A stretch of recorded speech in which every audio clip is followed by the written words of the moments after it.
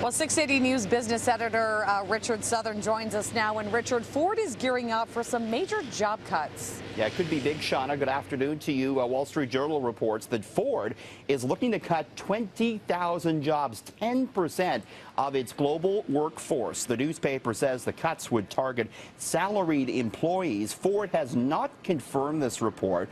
We don't know exactly to what degree the Canadian operations will be affected here. Ford had announced last month, though, that it's looking to cut $3 billion in order to invest in what are called emerging opportunities. Of course, these established automakers starting to really get threatened now by some of the electric car makers. Tesla recently surpassed Ford in market value. So we're going to be following this one closely, Shauna.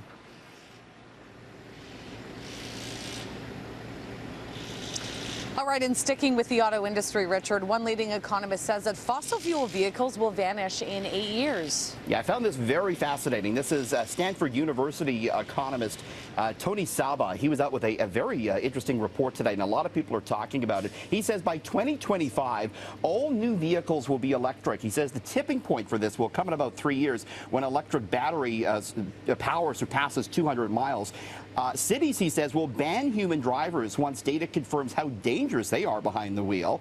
The value of second-hand cars will plunge. Gas stations will be harder to come by.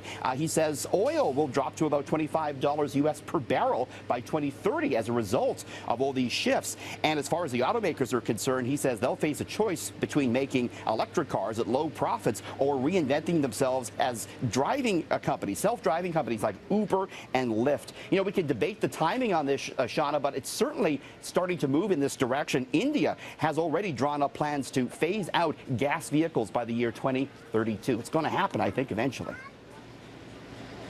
All right, Richard, well, moving on just a little bit. So a notorious Etobicoke strip club will be closing its doors for good. And what can you tell us about that, Richie? Yeah, this is the House of Lancaster, Shauna, in Etobicoke. It's on the Queensway near Royal York, and it has over the years gained quite the reputation as perhaps one of the city's more seedier spots. Since 2013, the House of Lancaster has been the site of at least 3 separate shootings, and it's located in a very residential area. So a lot of the area residents there had issues, not only with the violence, but with some noise at night.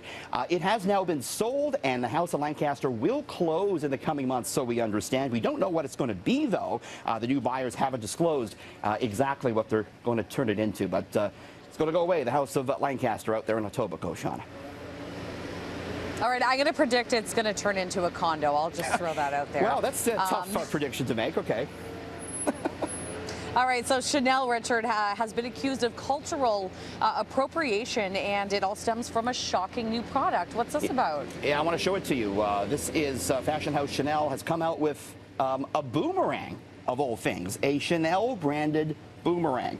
The wooden device has, your double C Chanel logo there. This is selling for $2,000, and some people have apparently paid that.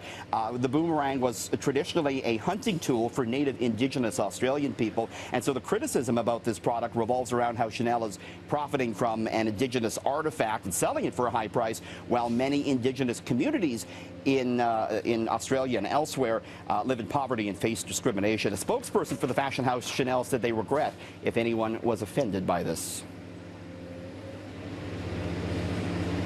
All right, Richard, interesting. Now, 2 companies are reeling from recent hack attacks, and while Bell is apologizing, Disney has a very different response. Yeah, they're both kind of being extorted, it would appear. BCE, the Bell Canada parent, Shauna, apologizing after 1.9 million email addresses of customers and names and phone numbers were illegally accessed. And a note was posted online saying more will leak if the telecom company doesn't cooperate. BCE stock was down 0.75% today. And Disney says hackers have stolen the new Pirates of the Caribbean movie, which is set to be released at the end of the month.